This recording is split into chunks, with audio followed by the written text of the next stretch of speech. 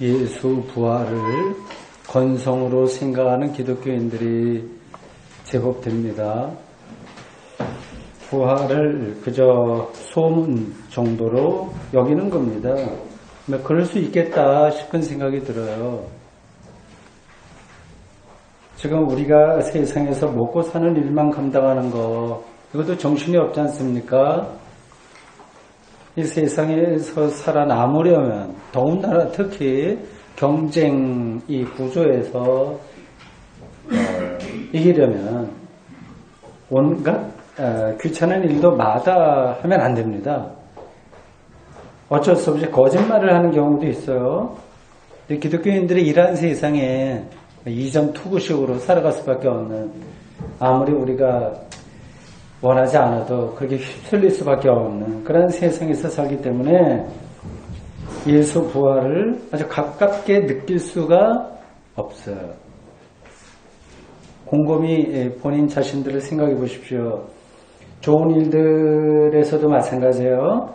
새로운 사업을 구상 중에 있거나 아니면 사랑하는 연인, 사람이 생긴 경우에도 모든 삶의 에너지를 거기에 쏟을 수밖에 없습니다. 우리의 영혼이 조류가 극심한 바닷속에 갇혀있는 상황입니다. 이런 상황에서 우리의 삶의 실존인데요. 예수 부활이라고 하는 말을 들으면 이제 갑자기 듣는 거죠. 그게 생각하지 않고 있다가 들으니까 이게 뭐지? 그래서 어떻다는 건데 이렇게 반응합니다. 이게 이제 우리의 현실입니다. 부활 신앙으로 살아가야 될 기독교인으로서 이것처럼 불행한 일도 없습니다. 그렇지 않기를 바라는데 그게 쉽지 않으니까요. 참 기독교인으로 산다는 게 좀 어렵습니다. 예수님의 제자 중에도 예수님의 부활을 믿지 못하던 사람이 있었어요. 도마입니다.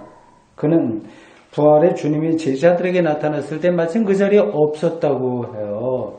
그래서 자기 동료 제자들이 예수 부활 현현하신 분을 만났다 이렇게 얘기하니까 무슨 얘기 말도 되지 않는다. 그렇게 말했어요. 그 상황을 요한복음 20장 25절은 다음과 같이 전합니다. 다른 제자들이 그에게 이르되 우리가 그를 보았노라 하니 도마가 이르되 내가 그의 손에 못자국을 보며 내 손가락을 그 못자국에 넣으며 내 손을 그 옆구리에 넣어보지 않고는 믿지 아니하겠노라 하니라. 손으로 이렇게 만져서 확인해야만 내가 믿을 수 있다고 하는 이 도마의 주장은 도마만이 아니라 당시 많은 기독교인들의 주장이기도 하고 지금도 사실은 그렇습니다. 이런 주장은 일리가 있는 거예요. 정신이 말짱한 사람이라고 한다면 부활을 믿기가 쉬워요, 어려워요? 어렵습니다. 정신이 말짱하다면. 요즘도 가끔 죽었다가 살아났다는 말이 들리긴 하지만 그것은 실제 죽음이 아니라 임사체험 정도에 불과합니다. 죽음에 가까이 갔을 뿐이지 죽는 건 아닙니다. 죽음이라고 하는 것은 다시 살아서 돌아올 수 있는 그 한계를 넘은 상태를 가리키는 거예요. 여기에 우리 기독교인들의 신앙적인 혹은 실제 삶, 세계관 이런 점에서 딜레마가 있는 거예요. 서로 충돌하는 두 사실 속에 우리가 꽉 끼어 있습니다. 하나는 죽어 무덤에 묻혔던 아주 실질적으로 죽었던 예수님을 제자들이 만났다고 하는 그런 경험이고요. 그 우리 신앙의 토대잖아요. 그리고 또 다른 하나는 죽은 사람은 다시 살아날 수 없다는 자연과학적인 명백한 사실입니다. 이 두 가지는 서로를 배격해요. 어느 한쪽이 부정될 수밖에 없습니다. 이런 딜레마 안에 우리가 갇혀서 살고 있는데 이런 데서도 우리 기독교 신앙, 부활 신앙이 성립될 수 있을까요? 서로 충돌하는 것처럼 보이는 이 두 사실을 좀 더 깊이 있게 우리가 이해하면 성립됩니다. 이어지는 도마 이야기는 이런 질문에 대한 대답과 깊숙이 연관되어 있습니다. 그 본문 설명에 따르면 이 도마에 대한 이야기가 앞뒤로 쭉 연결되죠. 8일이 지나고 이제 도마를 비롯한 11명, 가룟 유다는 빼야 되겠죠. 제자들이 어떤 집에 모였다고 합니다. 8일 전 도마가 없을 때도 문이 닫혀 있었는데 이번에도 또 문이 닫혀 있었다고 그래요. 이 성서 기자가 그거를 굳이 그렇게 그거를 표현하고 있는 겁니다. 그곳에 예수님이 나타나셨습니다. 문이 닫혀 있는데 나타났다고 하는 거죠. 부활의 주님은 8일 전과 마찬가지로 제자들에게 샬롬, 평화 인사를 한 뒤에 도마에게 27절에서 이렇게 말씀합니다. 네 손가락을 이리 내밀어 내 손을 보고 네 손을 내밀어 내 옆구리에 넣어보라. 그리하여 믿음 없는 자가 되지 말고 믿는 자가 되라. 예수님의 손과 옆구리가 뭐를 가리키는 것은 여러분들 아시겠고요. 이 이야기는 요한복음 20장 20절, 25절, 27절 이렇게 3번이나 반복되고 있습니다.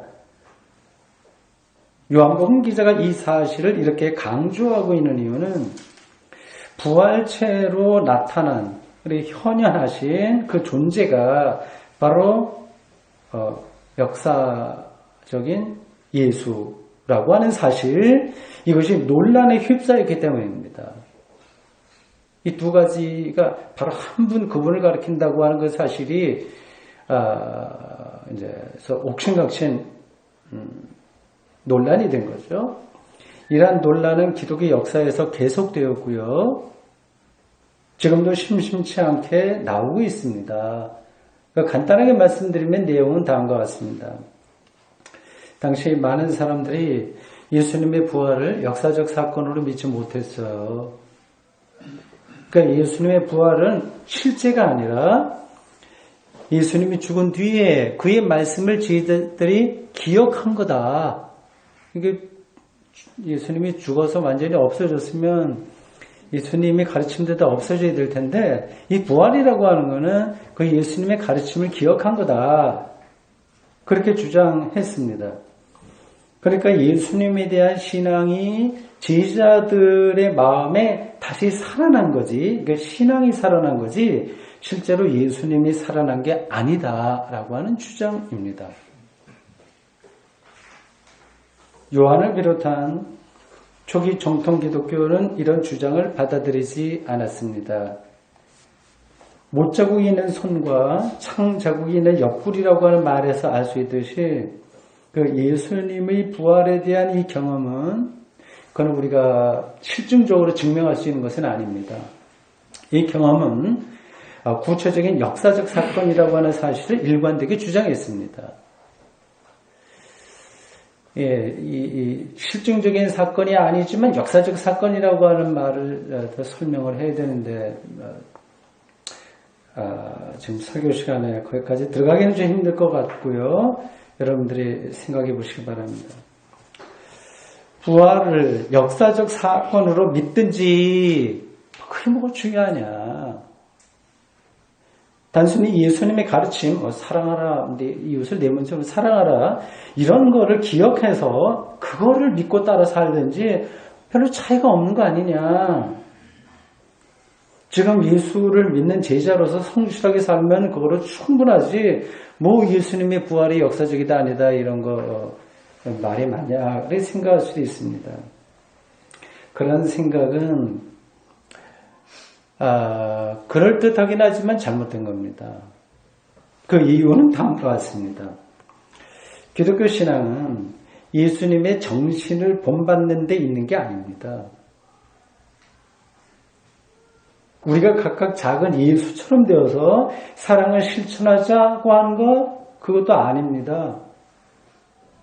기독교 신앙은 예수님 자체를 믿습니다.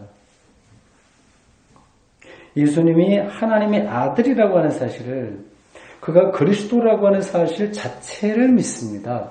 그러니까 역사적인 예수가 중요한 거예요. 이 사실이 흔들린다면 기독교 신앙 자체가 흔들립니다. 그래서 사도들과 교부들, 초기 기독교에 속한 사람들은 부활의 주님이 부활에 현현하신 그 어떤 부활체가 바로 제자들과 함께 하나님 나라를 선포하다가 십자가에 처형당하고 아리마대 요셉의 무덤에 장사된 예수, 역사적 예수와 동일하다고 하는 사실을 줄기차게 주장했습니다.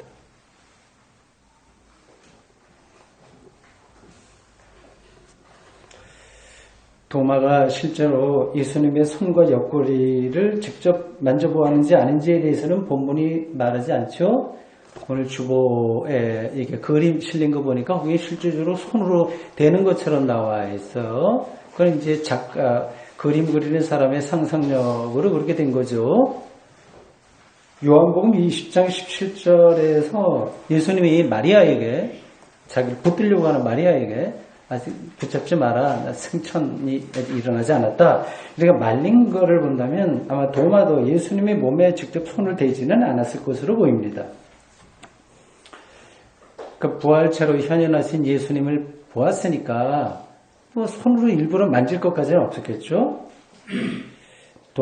도마는 부활의 주님을 향해서 28절에서 나의 주님이시오 나의 하나님이시니다 이렇게 고백합니다. 도마의 영적인 눈이 뜨인 거죠. 그의 고백은 이 도마 한 사람의 고백이 아니라 초기 기독교 모든 사람들의 고백에 해당됩니다. 나의 주님, 나의 하나님. 예수님은 도마에게 29절에서 오늘 보면 마지막 절이죠. 이렇게 이야기합니다. 너는 나를 본고로 믿느냐? 보지 못하고 믿는 자들은 복되도다. 공간복음에는 없는 그런 말씀입니다. 이 말씀을 언뜻 보면 도마를 책망하는 것처럼 들립니다.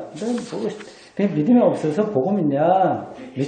보지 못하고도 믿는 사람이 더 복되다. 이렇게 하니까요. 그 책망처럼 들리지만 그게 아니라 보지 못하고 믿는 사람들을 향한 격려이자 인정이고 그쪽으로 부르는 소리입니다. 그런 사람들이 바로 요한복음 공동체에 속한 사람들이에요. 요한복음은 여러분들이 알고 있는 대로 1세기 어간에 기록된 말씀이에요. 100년 어간입니다. 당시의 상황을 좀 머릿속으로 상상해 보십시오. 100년에 기원 후 100년. 그때 예수님의 제자들은 물론 죽었어요. 없습니다.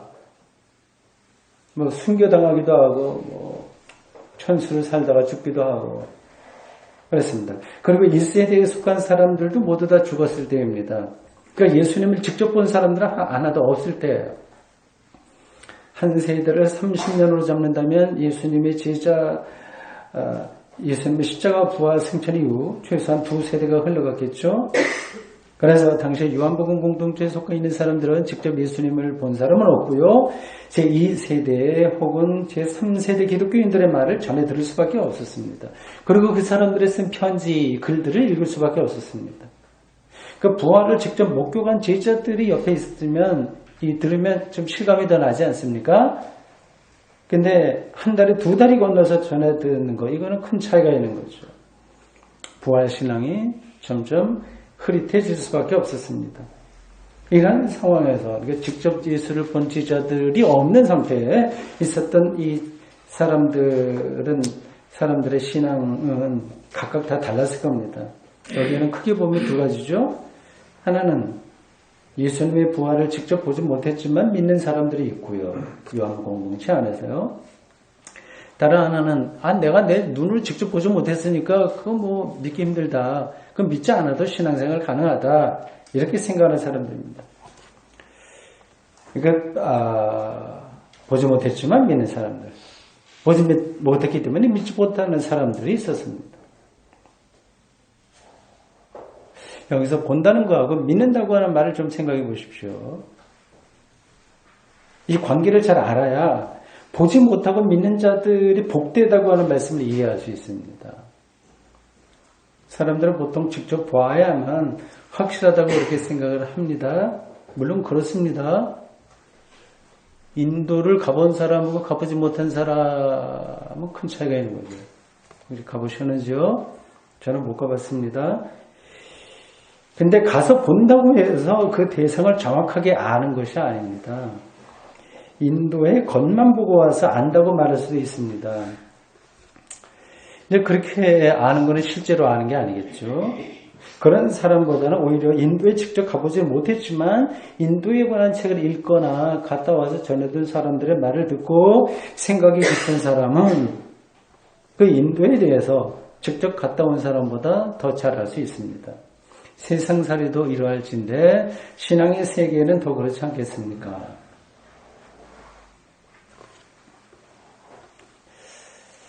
자꾸 보는 것으로 오감을 통해서 확인하는 것으로 확실한 것을 찾으려고 하는 것은 한계가 있다는 그런 말씀입니다. 구약도 마찬가지예요. 기적에 대한 이야기가 많이 나옵니다. 홍해가 갈라지고 갈멜산에서 불이 내려와서 번제들을 사르고 그런 이야기들이 많이 있습니다. 그런 것을 보고 유대인들이 하나님을 믿었다 그렇게 표현되어 있어요. 그런 기적이 하나님의 능력을 가리키는 표적이다. 유대인들은 그렇게 생각을 했습니다. 그러나 이러한 기적과 표적을 많이 이야기하고 있는 구약 성서가 말하려고 하는 핵심은 이런 것으로 신앙이 가능하지 않다는 겁니다. 유대인들은 계속 그런 걸 봐도 계속 흔들렸어요. 그러한 기적과 표적을 보았다고 해서 믿음이 좋아지지 않습니다. 믿음이 발생하지도 않습니다. 예수님 당시에도 마찬가지예요. 사람들이 예수님을 보고서 그런 얘기를 했다고 그러죠. 당신이 메시아인 증거를 좀 보여라. 이거 표적을 보여라고 하는 얘기입니다. 예수님께서는 그렇게 요구하는 사람들에게 십자가의 죽음인 부활을 가리키는 요나의 표적, 기사 그거밖에는 보일 게 없다. 이렇게 말씀하셨어요. 놀라운 기적과 표적을 보았다고 해서 그것만으로 믿음이 생기는 것은 아닙니다. 기적과 표적은 일시적인 겁니다. 연인이나 부부 사이에도 이벤트만으로 사랑은 확인할 수 없는 것과 마찬가지입니다. 예수님이 도마에게 하신 말씀을 다시 생각해 보십시오. 중요한 말씀입니다. 너는 나를 본고로 믿느냐? 보지 못하고 믿는 자가 복되도다.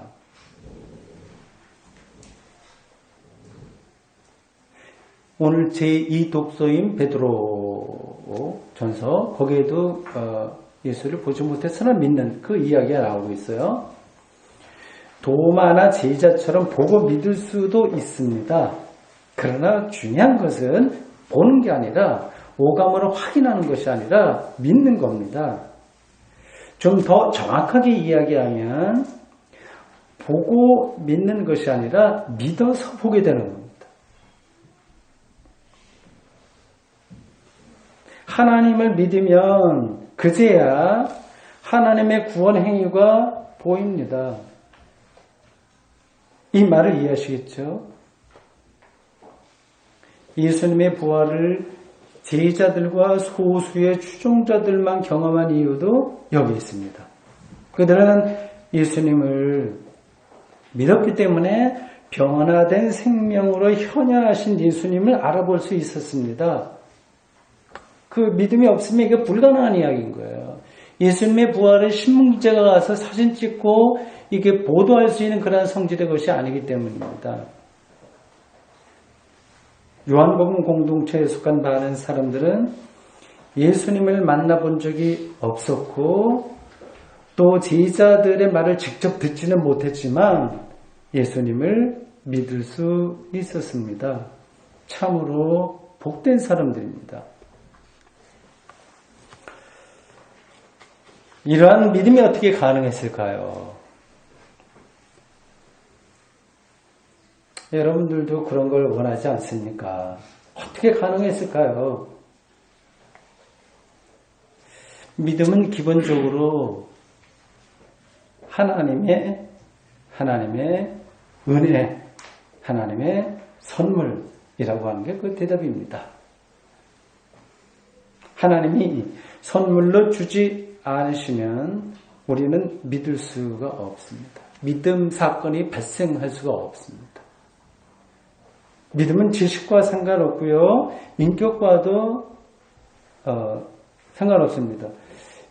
믿은 다음에 이제 인격의 변화가 따라오는 거지, 인격이 있기 때문에 믿음 사건이 발생하는 건 아닙니다. 하나님의 은혜로서만 믿음은 가능합니다. 여러분이 이 사실을 얼마나 예민하게 느끼고 있는지는 접어두고요. 하나님의 은혜로 믿게 되었다고 하는 사실만은 분명합니다. 이런 것들을 광신이라든지 맹목적인 믿음이라고 여기면 안 됩니다. 우리는 예수 부활 이후의 시대를 살기에 요한복음 공동체와 마찬가지로 직접 보지 못하는 거예요. 부활 이후에요. 그러기에 부활을 직접 볼 수는 없으나 하나님의 은혜로 고유한 방식으로 활동하시는 그분의 은혜로 부활의 주님을 믿을 수 있게 되었습니다. 그래서 복을 받은 사람들입니다. 여기서 말하는 복은 마태복음 5장의 팔복에서와 같이 구원과 동일한 의미입니다. 보지 않고 믿은 거로 복을 받은 사람이고 구원받은 사람입니다. 이런 점에서 우리는 부활의 주님을 직접 본 제자들이나 1세기 기독교인들의 특별한 영적 지위를 인정하기는 해야 하나 부러워할 필요까지는 없습니다. 우리가 그들과 동일한 믿음의 세계로 들어가서 복과 구원에 참여했기 때문입니다. 이제 우리에게 주어진 소명은 예수님을 도마의 고백처럼 나의 주님, 나의 하나님으로 믿고 이 세상에서 그 믿음대로 사는 겁니다. 그게 예수 부활 이후를, 즉 부활을 보지 못한 시대를 사는 우리의 삶에 나타나야 될 부활 신앙의 열매입니다. 여러분들이 자주 들었던 나의 주님, 나의 하나님이라고 하는 이 표현은 초기 기독교 당시에 광범위하게 사용되던 표현들입니다. 정치 영역에서도 사용되어서 도미티안이라고 하는 황제는 이것을 황제칭호로 사용했습니다. 도미누스 에테 데우스 노스터라고 해서요. 로마 황제는 우리들의 주이며 신, 하나님이다. 이런 뜻입니다. 황제에게 붙여진 호칭이었습니다. 초기 기독교인들은 로마 황제가 통치하던 그 시대를 살았어요. 그거를 늘 여러분들이 염두에 두고 이 복음을 생각할 예수 그리스도 사건을 이해하셔야 됩니다. 그때 황제가 아니라 예수님을 나의 주, 나의 하나님으로 고백했습니다. 이게 신약 성서 전체에 깔려있는 기본적인 신앙입니다. 마태복음 16장 16절에서 너희는 나를 누구라 하느냐 하는 예수님의 질문에 대한 베드로의 답변을 여러분들이 알고 계시죠? 주는 그리스도시요 살아계신 하나님의 아들이시나이다. 똑같은 표현이에요. 사도 바울도 로마서 10장 9절과 고린도전서 12장 3절에서 예수님을 주, 퀴리오스라고 하는 헬라어 단어로 고백합니다. 여러분들은 이게 너무 익숙한 표현이기 때문에 당연하지 생각할 텐데 혁명적인 세계관의 변화입니다. 예수님을 나의 주님이고 나의 하나님으로 믿는다면, 만약에 우리가 정말 그렇게 고백한다면 이 말은 예수님을 구원자로 믿는다고 하는 뜻이에요. 그러니까 부활의 예수밖에는 구원자가 없다는 뜻이기도 합니다. 이거 흘려 듣지 마시기 바랍니다. 이런 고백이 당연한 것처럼 들리겠지만 이걸 고백하면서 살기가 어렵습니다. 그 고백대로 살기가 어렵습니다. 그렇게 살면 불편한 게 많아요. 이 고백대로 살려면 거부해야 될 것들이 눈에 보이기 때문입니다. 기독교가 로마의 박해를 받은 이유는 기독교인들이 황제를, 그리고 황제를 비롯한 그 제국 이데올로기예요. 예, 로마 제국의 그 악한 질서, 지금 우리가 악한 질서라고 하지만 그때는 그게 선한 질서였어요. 그 세계를 지배하는 힘이었으니까요. 그걸 인정하지 않았다는 데 있습니다. 21세기 오늘도 황제 숭배를 강요받는 로마 시대와 똑같습니다. 자본을 절대적인 능력으로 섬기라고 강요받습니다. 총체적으로 강요받습니다. 그런 강요와 타협하지 않으면 실제로 사는 게 불편합니다. 동의하실 거예요.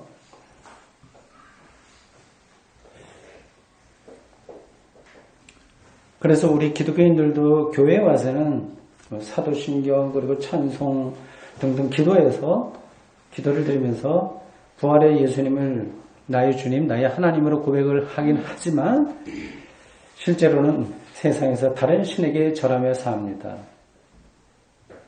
어쩔 수 없기도 합니다. 거기서 몸부림치긴 하지만 벗어나기가 쉽지 않습니다. 세월호 참사가 일어난 지 오늘이 벌써 이틀째입니다. 배가 전복되었다고 하는 첫 소식을 2주 전 수요일 오전에 들었을 때만 하더라도 소수의 인명피해가 생길지는 몰라도 대부분의 승객들은 당연히 구조될 거라고 생각을 했습니다. 망망대해도 아니고 인근 해역이고요.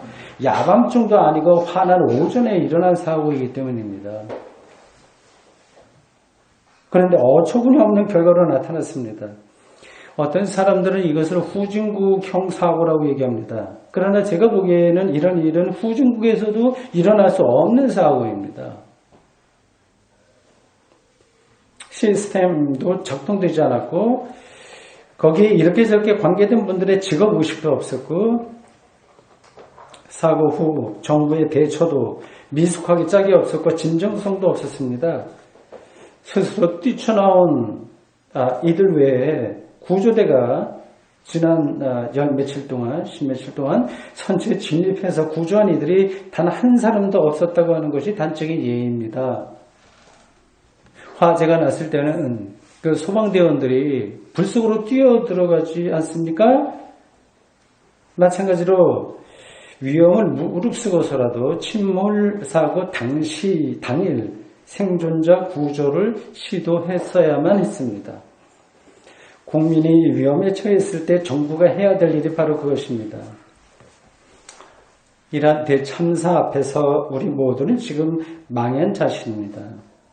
더구나 이번 사건에 기독교의 한 이단 종파인 구원파가 그 중심에 떡하니 자리 잡고 있어서 기독교인으로서 부끄럽다는 말밖에는 할 말이 없습니다.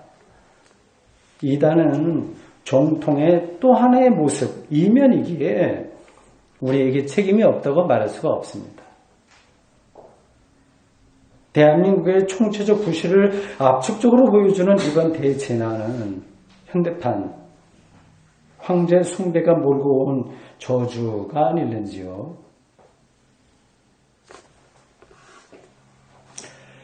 사랑하는 성도 여러분, 예수 부활 이후의 현실 역사는 여전히 혼란스럽습니다. 우리를 주눅들게 하기도 하고 또 망상에 사로잡히기도 합니다. 이 혼란은 예수 부활 이후와 이 현실과 그것의 완성인 종말 사이에서 살아가야 하는 우리의 운명입니다. 피할래야 피할 수가 없습니다. 그러나 절망하지 마십시오. 그리고 거기에 안주하지도 마십시오. 요한복음 기자가 전해주듯이 보지 못하고 믿는 사람들의 복과 사명에 충실하도록 최선을 다하십시오. 아멘. 주님,